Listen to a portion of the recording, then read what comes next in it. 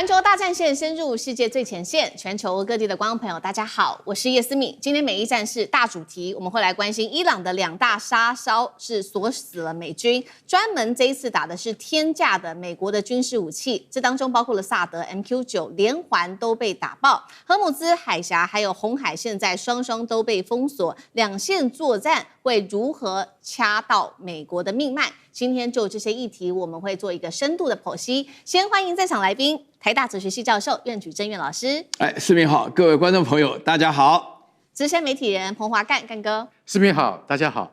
陸軍退役少將李正傑將軍。思敏好，各位觀眾大家好。好，觀眾朋友，今天節目開始前，先記得幫我們的節目按讚，按下熱推薦。希望跟我們互動一樣，寫下思敏你在哪一個城市收看，會親自做回復。會員頻道已經成立了，歡迎加入我們的頻道會員，成為我們的戰友。今天的美伊戰事3個火線話題，等一下我們邀請來賓特別幫我們做解答。第一個，美軍已經第13夜狂轟伊朗了，而且呢，這一次最新的消息是，他連他的 B-1B 的戰略轟炸機已經正式的下場了。但是呢，伊朗卻反手攻擊，包括了在美軍的基地，而且這一次不一樣的事情是，他獵殺的目標變成了這種高價值的軍事裝備。美軍火力全開，能夠打垮伊朗嗎？還是會陷入一場泥淖當中，成為長期的消耗戰呢？第二件事情來看到，我們剛剛特別提到的，伊朗反手打的是美軍最昂貴的裝備，當中有什麼呢？包括了防空雷達，還有戰機的機庫，一直到無人機，全面下手，打眼睛斷翅膀的攻勢，真的能打垮美軍防線，出現破口嗎？最後等一下來關心到的2條能源命脈，從荷姆茲海峽到紅海，這個石油的價格可能因此狂飆哦，因為被掐住命脈，有沒有可能到$150一桶？美軍承受得起嗎？今天就這些議題，我們會一起做深度的剖析。這一場中東戰火，美軍已經連13天狂轟伊朗了。來看到最新消息是來自於美軍的中央司令部說，第13波攻擊正式展開，而我們剛剛看到的就是 B-1B 的這個轟炸機已經正式的出動了。之外呢，投入戰場就是要來削弱，包括了伊朗在這個荷姆茲海峽對於商船的威脅。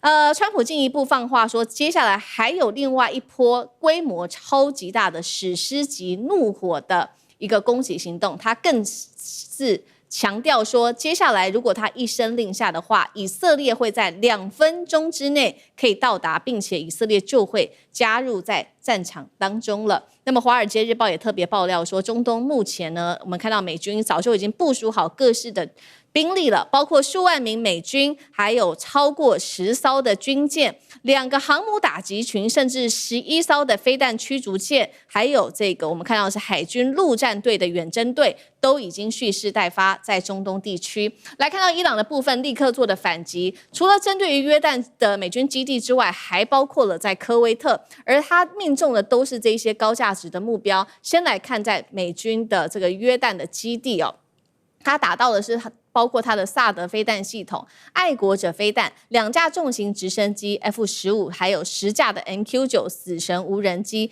伊朗還說營區內有多人傷亡。科威特的部分包括了擊中1座電信塔、無人機、路邊的這一些邊境的通道等等，也同樣的，他說有部分的美軍人員受傷。所以呢，我們可以看到這一次伊朗的戰略打的都是高目標、高價值的這些目標。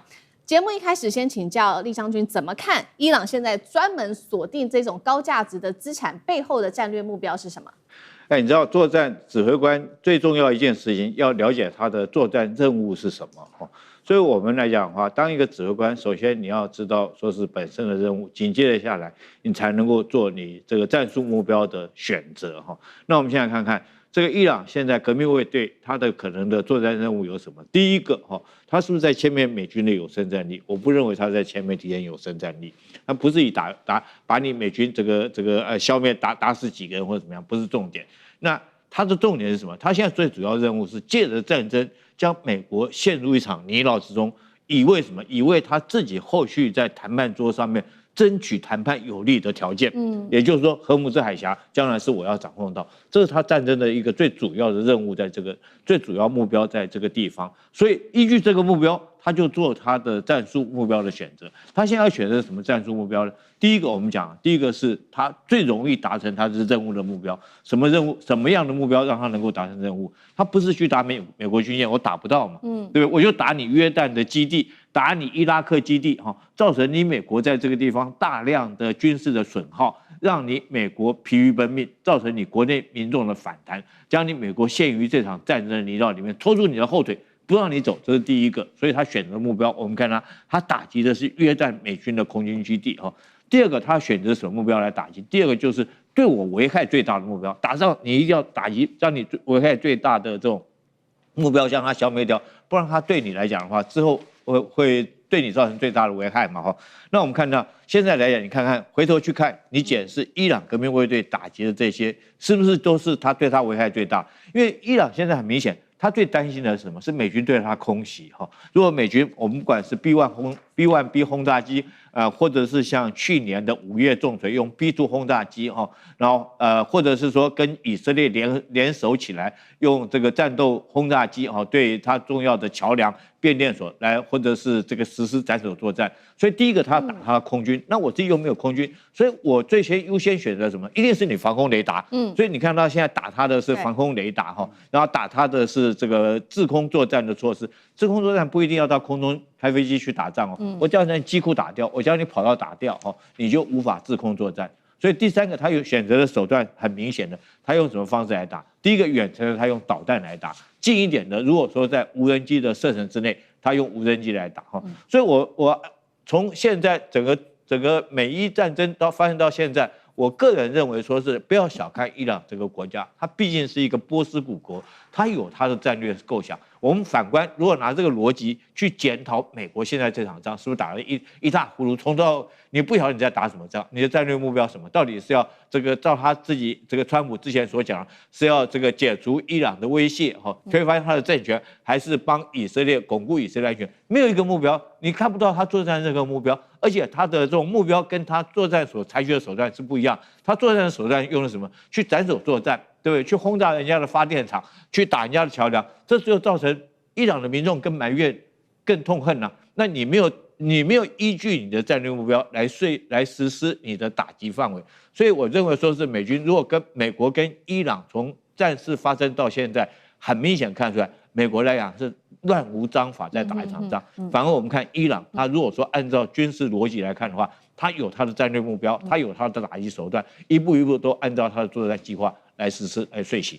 好，所以看起來伊朗整體來說是比較有戰略這個節奏的。那現在看起來，那美軍的防空系統的部分呢，我們剛剛也特別提到了嘛，建立了超過這個幾十年的最強防空體系，難道現在真的是被打破了嗎？那幹哥怎麼看？好，那最昂貴的就是薩德系統。薩德是終端高空防禦系統。就美國所有的系統裡面，大家認為愛國者是最耳熟能詳，對不對？可是薩德是真真正正那個要接受彈道飛彈攻擊的考驗的。那所以說，愛國者還不一定他完全要能夠遂行這樣的任務，因為愛國者是中高空，薩德是真正的高空，連這種系統都被伊朗給打掉了。我那時候在看這個新聞的時候，我心裡在想，我們不是有很強大的電子反制系統以及預警系統嗎？美國人最標榜的就是我在你要打我之前可能1個禮拜之前我就已經知道你會用什麼地方，會用什麼方式來打我，所以他的E3空中預警系統在地面上被摧毀了，那就很驚人了。然後他的薩德系統在約旦部署的，你知道一套薩德系統要多少錢嗎？都上百億美金的，一枚薩德飛彈幾乎就要達到了500萬美金的，所以大家曉得，連這種系統你都能夠被摧毀掉，這幾十年來美國標榜的系統好像一夜之間出了問題，他也不能說它失效，那它怎麼會有這麼精準的坐標？我就直接想到哪裡了？我就直接想到，又是我們中國提供的技術資源了，一定是中國。它可能有部分俄羅斯的系統，但是中國所提供的系統一定是後面最大的支撐力量，不然你不能那麼精確的。我剛剛講約旦那些被擊中的美國的薩德系統、愛國者防空陣地，那另外還有2個地方啊，這2個地方你就覺得很妙啦，它叫做費塞爾國王空軍基地，還有一個叫哈桑王子空軍基地，這2個基地我們可能一般人都沒有聽過，結果它精準命中，命中以後，它擊毀了一個 F-15戰鬥機的維修廠。哎，你不是光打那個跑道，你要打到那個維修廠，那不容易。再來，擊毀了8架 MQ-9死神無人機，這些東西加起來，我就覺得很疑惑，為什麼？因為這個叫精準打擊。依照現有的伊朗的彈道飛彈的精確度沒有那麼高，但你怎麼打得到？這就是我最懷疑的地方。所以現在已經不可同日而語了，跟以前不一樣了。那你現在接下來再打，川普現在雖然經過了眾議院啊否決，說你不可以隨便派兵，結果後來參議院就說，可以了，可以了。結果參議院否決了眾議院，你知道嗎？其實這些都是表面上的，這都是象徵意義。實際上，川普要做什麼，他用總統的命令還是可以做的。對。但是他現在發現，這個損失好像很嚴重啊。能不能夠再發動他所謂的要讓伊朗更痛的大規模打擊？我真的很懷疑。好，我們現在看到很多都是在空戰的部分哦，這個美伊雙方互轟。如果來看到，請這個苑老師幫我們看到海上的部分。其實現在我們要特別關注到的就是2條的海峽都被封鎖住，不管是我們先前提到的荷姆斯海峽或者是曼德海峽。我們先來看到現在最新的消息是《金融時報》的報道，2艘希臘的郵輪其實他們試圖要沿着阿曼的海岸通行，卻遭到伊朗的飛彈攻擊。這是美伊雙方停火之後第7次的第7艘船被攻擊的商船。那目前呢，伊朗到底放了多少的這一種小型的艦艇在荷姆茲呢？目前最新統計是創下紀錄85艘，所以整個海峽幾乎沒有人敢做通行了。美國退役的海軍他預估說，美軍接下來必須連續數週，而且每晚達到200次的空襲，之後還要有這個2到3艘的軍艦護航，才可能恢復商船在這邊運航的一個信心哦。再來就是另外一線紅海的部分，我們來看到伊朗，他把他的革命衛隊的高層，還有飛彈設施、無人機技術都送往也門去強化胡塞對這邊的影響力。而油價的部分，現在大家最擔心，因為已經破了$100大關一桶，有沒有可能站上$150？這是來自於專家的最新說法，也會影響到全球的能源命脈、油價的部分。那苑老師怎麼看？剛剛主持人所講的這些重點呢，牽涉到3點呢，非常重要，涉及到這場莫名其妙的戰爭。啊，這場戰爭從頭到尾的話呢，也語言不詳，毫無目的，打停打啊 ，MOU 才剛簽的，我自己還花了一些腦筋記着14條，現在突然就馬上取消了啊！這個我跟你講，這真正莫名其妙。首先第一點呢，這個大家要了解啊，這個伊朗的話呢，對於這個荷姆茲海峽原來是自由通行，現在變成我主導。我知道，不管收不收費，反正服務費收定了。你要過阿曼海峽，那個阿曼那個地方的話呢，是過荷姆斯海峽。那你希臘船沿着阿曼過，照打不誤。這個訊號非常嚴重。是。然後第二個的話呢，所有的這個船呢，你看這邊所講到的話呢，就是連黃金啊、飛彈啊、設備啊什麼的、軍人啊什麼的，通通都派往也門的胡塞武裝。我強調哈，也門進去如入無人之境，也門是一個伊朗的敵對國啊。那胡塞是也門裡面的叛亂組織啊，現在提供也門的叛亂組織如入無人之境，表示這個情勢多混亂。現在也門的這個胡塞武裝裡面所出現的一個現象，就是說他要鎖住紅海另外那邊。為什麼這個紅海這邊這麼重要？因為它是曼德海峽。大家打開地圖一看，就原來的話呢，中東波斯灣產油的大國是沙特，沙特的油透過紅海還算是勉強可以出來。現在沙特的話呢，也門這個叛亂組織胡塞警告沙特不能夠經過，所以沙特就嚇到了，就不敢經過，不敢經過整個波斯灣2條海峽，一個荷姆茲，一個曼德海峽，鎖得緊緊的，一滴油都出不來，沒有油船公司敢再繼續送油的。那在這種情況出現了第3個問題，大家知道油價吧？現在已經估到多少？原來我跟那個我自己做私募基金講，他們估的油價就是180，那現在的話呢，你剛剛講說是可能150最高150，那個時候是想到那個 MOU 大概有點希望了，降到80不到啊。那現在一下子 double 了。那我問大家，世界的經濟哪裡受得了？我們要講我們自己就好了嘛。講我們自己裡面涉及到了油氣，那這個還得了？那個台灣夏天的時候可以洗冷水澡，你到了冬天怎麼辦？那看樣子這場戰爭不會結束的。所以說這裡面整體，而且我覺得最嚴重的是，伊朗真的是卯足了勁，把他所有的反抗之父全部搞起來。最近聽說以色列殺了那個哈馬斯，殺了個半天，哈馬斯又起來搗亂了。對，好像還得了，都沒完沒了了。那這個中東沒完沒了以後，這個油怎麼辦呢？我跟你講哈，這個只有靠這個大陸是沒有問題，那靠俄羅斯的油嘛，所以這個情勢真的是非常非常麻煩，沒有人知道為什麼，也沒人知道下面要怎麼辦。